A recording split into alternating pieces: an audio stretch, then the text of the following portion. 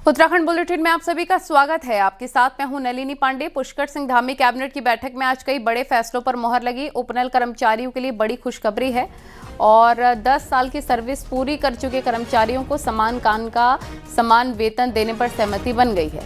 2015 से पहले के करीब 7,000 कर्मचारियों को इसका फायदा मिलेगा।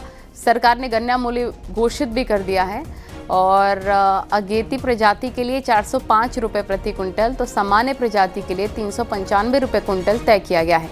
होम स्टे योजना में भी बड़ा संशोधन किया गया है। इसमें अब सिर्फ स्थायी निवासियों को फायदा मिलेगा। उत्तराखंड संस्कृति अकादमी हरिद्वार का नाम बदलकर उत्तराखंड संस्कृति संस्थानम किया गया है। राज्य में बजट सत्र की तारीख तय करने के लिए सीएम को अधिकृत किया गया है। पूर्व में यह तय हुआ था कि जिनको 12 वर्ष पूर्ण हो गए उनको प्रथम चरण में दे दिया जाएगा, परंतु माननीय मंत्रिमंडलीय समिति द्वारा यह निर्णय किया गया कि जिनको 10 वर्ष पूर्ण हो गए हैं, यानी कि जो 2015 से पूर्व के लगे हुए हैं, तो उनको प्रथम चरण में समान कार्य समान वेतन इनको दे दिया जाएगा और इनके लिए जो है विभाग के साथ सीधी एक अनुबंध किया जाएगा। और कहीं ना कहीं ये आज अगर मांग का एक शुरुआत हुई है तो कहीं ना कहीं उपनल कर्मचारियों में एक बड़ा हर्ष है और हम अपेक्षा भी ये करते हैं कि इसी तरह चरणबद्ध तरीके से समस्त उपनल कर्मचारियों को इसका लाभ मिले और इसके लिए हम धन्यवाद माननीय मुख्यमंत्री जी को भी देंगे, सैनिक कल्याण मंत्री जी सुबोध उनियाल जी और समस्त कैबिनेट मंत्रियों को इसका धन्यवाद जरूर देंगे। मुख्यमंत्री पुष्कर सिंह धामी की मौजूदगी में उत्तराखंड सरकार और भारत तिब्बत सीमा पुलिस यानी कि आईटीबीपी के बीच स्वस्थ सीमा अभियान के तहत महत्वपूर्ण समझौते पर हस्ताक्षर किए गए हैं। इस एमओयू के तहत पिथौरागढ़, चमोली, उत्तरकाशी के 108 सीमावर्ती गांवों में एकीकृत प्राथमिक स्वास्थ्य सेवाएं उपलब्ध कराई जाएंगी। आईटीबीपी द्वारा doctor, paramedical staff, MI room और टेलीमेडिसिन की सुविधा उपलब्ध कराई जाएगी, जबकि राज्य सरकार उपकरण, दवाइयों की आपूर्ति और आपातकालीन निकासी की जिम्मेदारी निभाएगी। मुख्यमंत्री ने कहा, ये अभियान सीमावर्ती क्षेत्रों में स्वास्थ्य, विश्वास और स्थायित्व को मजबूत करेगा।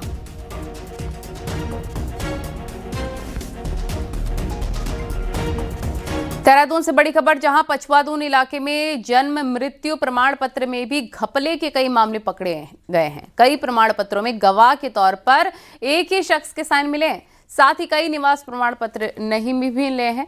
मामले में ग्राम पंचायत विकास अधिकारियों की मिली भगत का आरोप लगा है।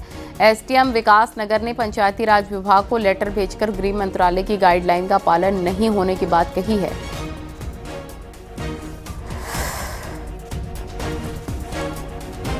काशीपुर के किसान सुखवंत सिंह आत्महत्या मामले में कुमाऊं कमिश्नर दीपक रावत ने मजिस्ट्रेट जांच शुरू कर दी है।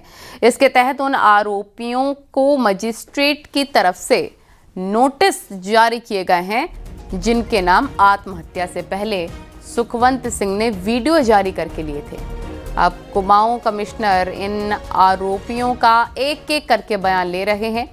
गुरुवार को पहले दिन कमिश्नर रावत ने इस मामले में सस्पेंड चल रहे थानेदार कुंदन सिंह रौतेला और तत्कालीन पेगा चौकी इंचार्ज प्रकाश बिष्ट का बयान लिया।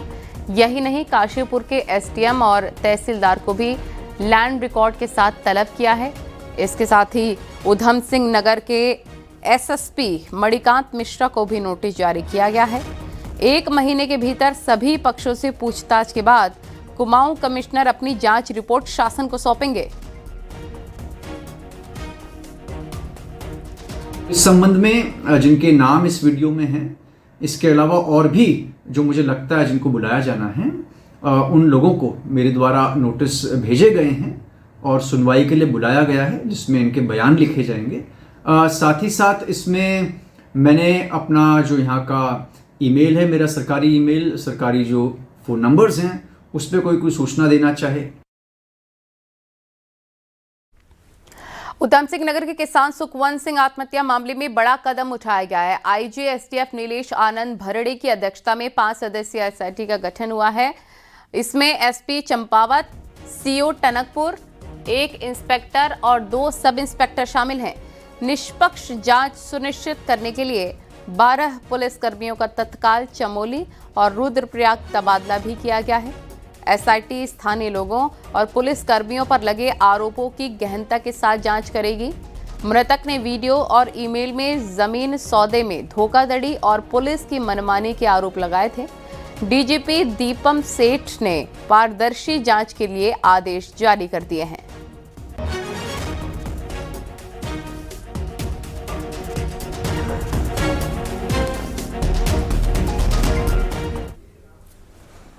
उधम सिंह नगर के काशीपुर में जमीन धोखाधड़ी मामले में परेशान होकर आत्महत्या करने वाले किसान सुखवंत सिंह का मामला अब हाई कोर्ट पहुंच चुका है और इस पूरे मामले में आरोपी बनाए गए कुलविंदर सिंह समेत 6 लोगों ने हाई कोर्ट में याचिका दाखिल करके एफआईआर निरस्त करने के साथ गिरफ्तारी पर रोक की मांग की।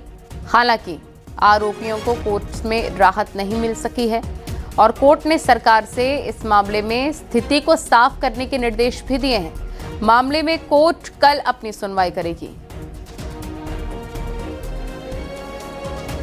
हमारे खिलाफ एक एफआईआर हुई थी, उसमें कुछ सेक्शंस अबेटमेंट के सेक्शंस थे, तो कोर्ट ने हालांकि ये मामला कल के लिए रखा है और स्टेट को बोला है कि इसमें क्या अपडेट है वो बताएं। देहरादून में 19 साल के प्रणव की संदिग्ध मौत का मामला अब तूल पकड़ता जा रहा है। मृतक के परिजनों ने जहां इसको हत्या का मामला बताया, वहीं पुलिस पर मुकदमा नहीं लिखने के मामले में लीपापोती करने का भी आरोप लगाया गया है। इसके साथ ही कहा है कि मामले को हादसे के रूप में दिखाने की कोशिश की जा रही है। आपको बता दें कि 3 जनवरी को रात में प्रणव अपनी महिला मित्र से मिलने उसके घर शिमला बाईपास गया था। तभी देर रात परिजनों को सूचना मिली कि प्रणव छत से गिर गया है, जिसे अस्पताल में भर्ती कराया गया है। परिजन जब अस्पताल पहुंचे तो डॉक्टरों ने प्रणव को मृत घोषित कर दिया। परिजनों ने प्रणव की महिला मित्र और उसके साथियों पर हत्या का आरोप लगाया है।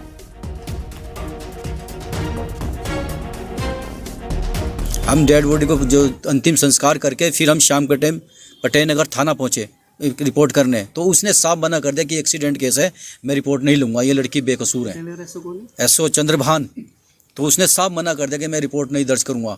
तो उसने कहा मैं लड़की को 24 घंटे तक नहीं रखूंगा, मैं इनको वापसी भेज रहा हूँ।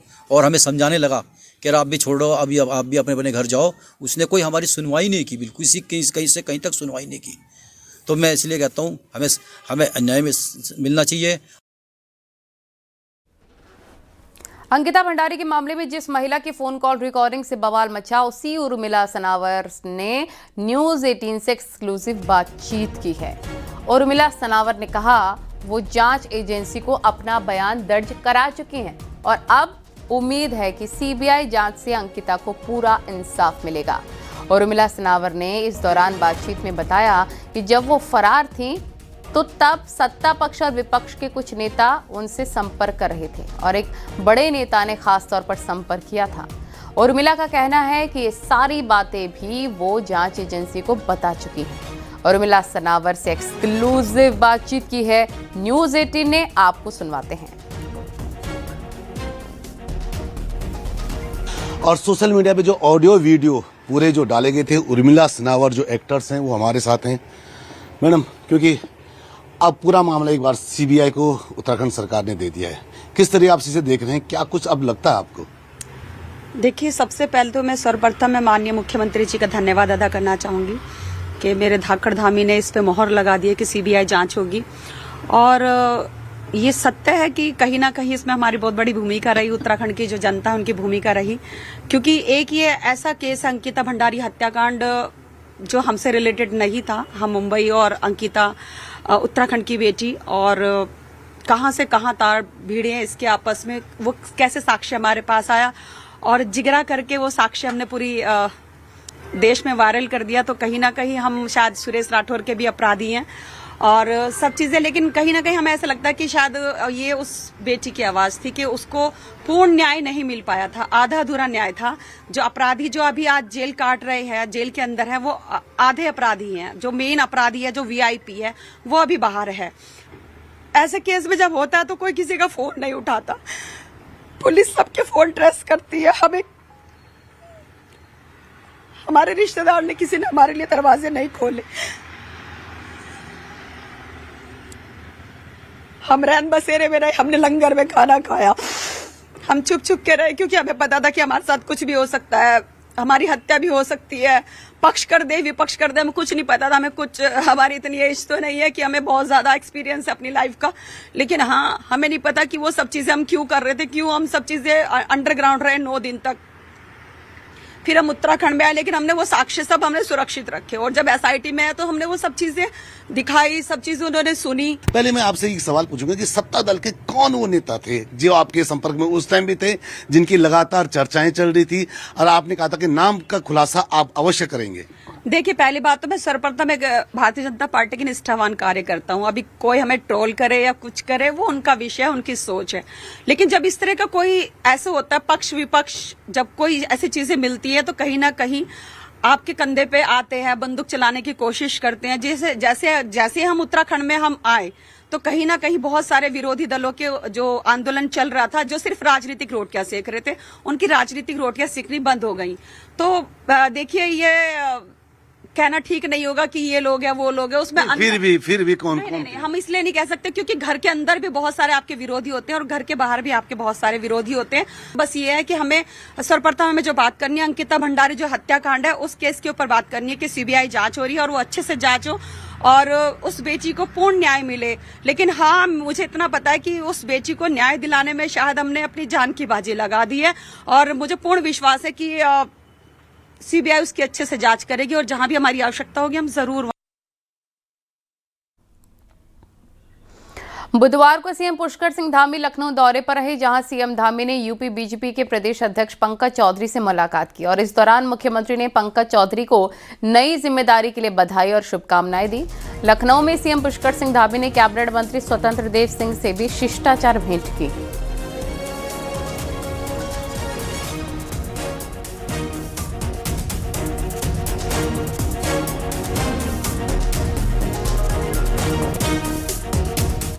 बागेश्वर का सरयू बगड़ एक बार फिर से सियासी अखाड़ा बन गया है, जहां राजनीतिक दल भी अपनी ताकत दिखाने के साथ अपनी नीतियां जनता के सामने रखते हैं। कुली बेगार आंदोलन से जुड़े इस ऐतिहासिक मंच से इस बार भी दलों ने आने वाली राजनीति के संकेत दिए। दिखाते हैं आपको एक रिपोर्ट।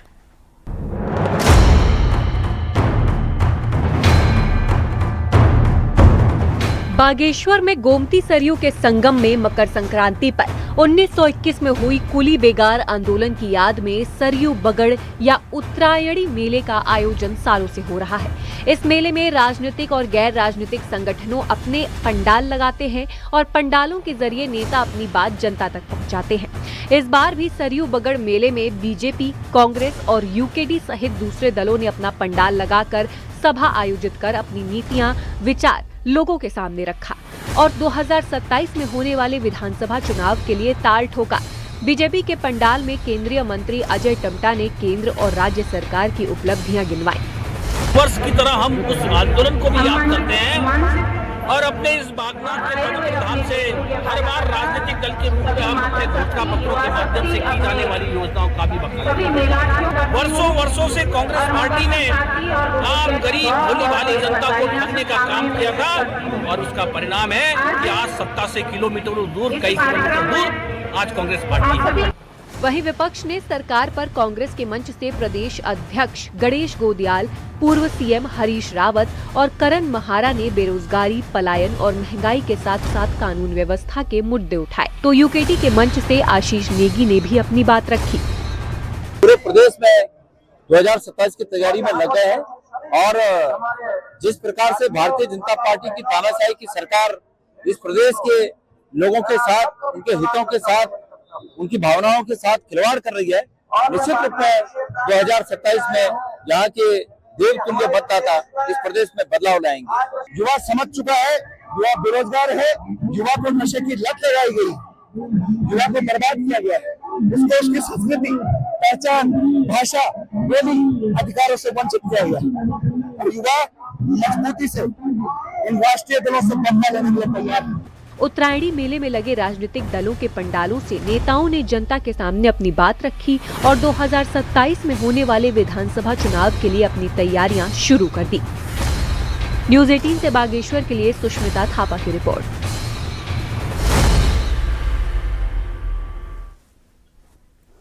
भारत नेपाल को जोड़ने वाला मोटर पुल जल्दी ही तैयार हो जाएगा। पिथौरागढ़ में छारछुम में इंटरनेशनल मोटर पुल तैयार हो गया है, लेकिन अभी भी भारत की ओर कस्टम और एसएसबी की चौकियां नहीं बन पाई।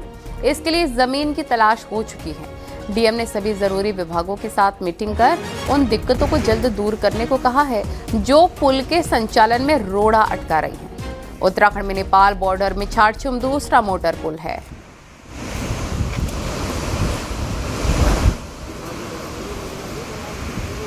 अब ब्रिज जो है अपनी कंप्लीशन की स्टेज पे है, तो नेक्स्ट 2 मंथ्स में ब्रिज कंप्लीट हो जाएगा। कुछ अप्रोच रोड का काम बाकी रह गया, वो भी नेपाल की साइड में, तो वो भी अभी कंप्लीशन की स्टेज में है। तो ये निर्देशित किया गया है कि उसके लिए कुछ रिक्वायरमेंट हमारे पास चेक पोस्ट की हैं, तो उसके लिए लैंड आइडेंटिफाई कर दिए और एस्टिमेट भी तैयार किया गया है। तो संबंधित विभागों को निर्देशित किया गया है कि उसमें तत्काल कार्रवाई कराना सुनिश्चित करें।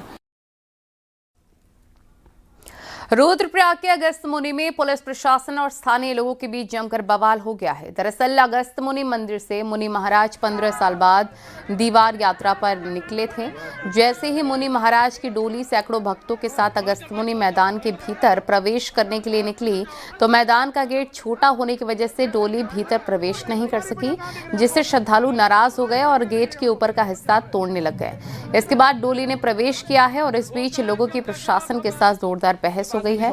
वहीं गेट तोड़े जाने से डीएम बेहद नाराज दिखे और उन्होंने कहा कि कुछ लोगों ने जबरन माहौल को खराब किया है, जबकि हमने पहले ही डोली के लिए 2 रास्ते दे दिए थे। हमने शासन प्रशासन को समय दिया है, प्रॉपर चैनल के तरीके क्या है, क्योंकि कहीं ना कहीं पे जो अंदर कुछ ना कुछ तरीके से जो छुपाया जा रहा है, मुनि जी को रोका जा रहा है अपने गद्दी स्थल तक। ये बहुत खेदपूर्ण है, क्योंकि जो लोग साजिश में शामिल हैं उनको पता है कि मुनि जी की गद्दी के इर्द गिर्द में कैसे सरिया बिछे हुए हैं। 10-15 ऐसे लोग हैं जिनका अराजकता फैलाने का थोड़ा ज्यादा मकसद था और इसीलिए उन्होंने ठान रखी थी कि हमारे को गेट तोड़ना ही है। लेकिन आज यहाँ पे अराजकता फैली है और इसका जवाब जो जिन भी लोगों ने यहाँ पे अराजकता फैलाई है उनको देना पड़ेगा। 12 साल बाद इस साल सितंबर में होने जा रही मां नंदा देवी राज्यात यात्रा के पारंपरिक पड़ावों और शुरुआत स्थल को लेकर मत भिन्नता है और मां नंदा देवी सिद्धपीठ करुड़ मंदिर समिति प्रशासन पर श्रद्धालुओं को गुमराह करने का आरोप लगाया जा रहा है। ये पूरा मामला क्या है, आपको इस रिपोर्ट में दिखाते हैं।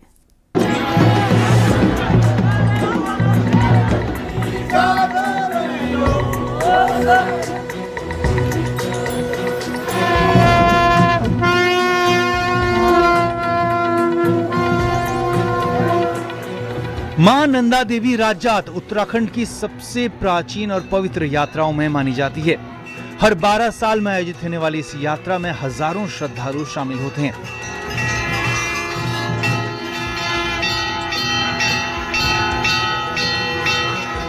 लेकिन इस बार राज्यात के ऐतिहासिक पड़ावों को लेकर विवाद है। परंपरा के मुताबिक मां नंदा देवी का मायका कुरुल गांव है और नंदा राज्यात की शुरुआत यहीं से मानी जाती है। लेकिन कुरूड़ के लोगों का आरोप है कि प्रशासन के सारे दस्तावेजों में यात्रा की शुरुआत नौटी गांव से दिखाई जा रही है। यही नहीं, यात्रा के कई पारंपरिक पड़ावों को भी प्रशासनिक दस्तावेजों और प्रचार सामग्री से हटा दिया गया है। कहा जा रहा है कि नौटी से यात्रा प्रारंभ होती है। ये कतिपय इसमें गलत बात कही जा रही है और ऐसा कहना उचित नहीं है, क्योंकि ये हमारे धार्मिक और पारंपरिक रीति नीतियों को की हानि मानहानि कहा जा सकता है। व्यक्ति विशेष ने नौटी को प्रथम स्थान देकर कुरूड़ की उपेक्षा की हुई है, जबकि जो सिद्धपीठ कुरूड़ है, मां का मायका वो कुरूड़ में ही है। समिति के एक प्रतिनिधिमंडल ने पर्यटन मंत्री से लेकर पर्यटन सचिव से भी मुलाकात की। मंत्री सतपाल महाराज का कहना है कि उन्हें पूरे मामले की जानकारी नहीं है, लेकिन बातचीत करके हल निकाल लिया जाएगा। नहीं, वो क्रूड से शुरू होती है। भगवती के 2 डोलियां हैं जो क्रूड से शुरू होती हैं और नौटी के अंदर जो है ब्राह्मणों से आग्रह किया जाता है कि वो यात्रा का संचालन करें। सरकारी डॉक्यूमेंट में भी नोटिस दी जा रही है। ये देखना पड़ेगा, मुझे मेरी नॉलेज में नहीं है, पर जो लोगों की आकांक्षा है उसी के अनुरूप हम करेंगे। कुरूड़ मंदिर समिति ने 19 सितंबर को कुरूड़ गांव में यात्रा पड़ाव के सभी 487 गांवों की महापंचायत बुलाने का ऐलान किया है। समिति का कहना है कि यात्रा सिर्फ धार्मिक आयोजन नहीं बल्कि लोक आस्था और सांस्कृतिक विरासत की प्रतीक है। सुनील नवप्रभात, न्यूज़ 18 देहरादून।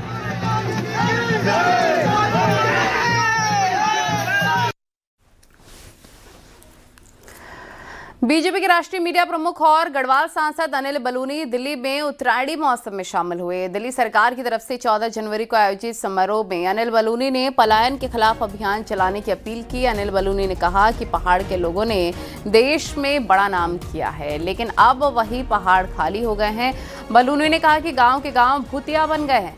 कार्यक्रम में अनिल बलूनी ने लोगों से बड़ी अपील की। कहा कि साल में एक बार अपने गांव जरूर जाएं ताकि गांव आबाद रहे। बलूनी ने कहा कि साल में एक कार्यक्रम गांव में करें या फिर एक त्योहार गांव में मनाएं, जिससे गांव भी आबाद रहेंगे। पहाड़ के लोग बाहर निकल के सबने अच्छा किया, सब महानगरों में जाके अपने को स्टेब्लिश किया है, लेकिन पहाड़ सुनसान होता जा रहा है। जो चिंता की बात है, आज हमारे पौड़ी जिले में ही 150 से ज्यादा गांव घोस्ट विलेज यानी कि भूता गांव, जिसमें कि एक भी आदमी नहीं ऐसे हो गए हैं। इसलिए मैं आप सबसे निवेदन करूंगा कि कभी ना कभी सब लोग कुछ ना कुछ एक ऐसा साल का कैलेंडर बना लें कि साल की बच्चों की किसी की सालगिरह गांव में मनानी हो, कभी किसी की एनिवर्सरी गांव में मनानी हो, एक शादी गांव में करनी हो। एक त्यौहार कोई तय कर लीजिए कि दिवाली पे, रक्षाबंधन पे, किसी एक त्योहार पे अपने गांव जाएंगे। ऐसा कुछ तय कर ले जिससे कि जिन पगडंडियों में, जिन पत्थरों में हमारे पुरखे चले हैं, वो पगडंडियां भूता ना हो जाए, गोस्ट विलेज ना बन जाए। और अब आपको दिखाते पहाड़ टॉप 10 न्यूज। उत्तरकाशी के वरुणावत पर्वत के जंगलों में भीषण आग लग गई है। आग को बेकाबू तरीके से देखा जा रहा है और आग को काबू पाने में फिलहाल वन विभाग नाकाम साबित हो रहा है। रुड़की की मंगलौर पुलिस ने एक ट्रक से शराब की 300 पेटी जब्त की, जो हरियाणा से अवैध तरीके से तस्करी करके लाई गई। और औली में लगाई गई कृत्रिम बर्फ की मशीन रखरखाव के अभाव में बर्बाद हो रही है, जिससे नाराज स्थानीय लोगों ने विरोध प्रदर्शन किया। रुड़की में पुलिस ने एक युवक को नशीली गोलियों के साथ गिरफ्तार कर लिया है। आरोपी शिवम को पुलिस ने जेल भेज दिया है। कोटद्वार के महिला स्वयं सहायता समूह ने जवानों को कपड़े से बने बैग दिए हैं। साथ ही पहाड़ी मिठाई अरसे खिलाकर जवानों को मकर संक्रांति की शुभकामनाएं दी। National Institute of Urban Affairs ने राज्य में 5 नदियों के तट पर बसे शहरों के लिए मास्टर प्लान तैयार किया, जिसमें हरिद्वार, गंगोत्री, हल्द्वानी, रामनगर, काठगोदाम का प्लान तैयार है। मकर संक्रांति पर नैनीताल की धार्मिक संस्था राम सेवक सभा ने खिचड़ी भोज का आयोजन किया है, जिसमें स्थानीय लोगों ने भी खिचड़ी का प्रसाद ग्रहण किया। उत्तरकाशी के जोशियाड़ा में जन सेवा शिविर का आयोजन किया गया है। इसमें आई 50 शिकायतों में से 41 का मौके पर निस्तारण किया गया। रानीखेत के राजकीय अस्पताल में कांग्रेस नेता करण माहरा ने 60 रजाइयां भेंट की हैं, जिससे अस्पताल के मरीजों को कुछ राहत मिल सकेगी। ऋषिकेश में 10 जगहों पर ई चार्जिंग स्टेशन तैयार किए गए हैं, जिससे इलेक्ट्रिक गाड़ियों की चार्जिंग के लिए लोगों को भटकना न पड़े।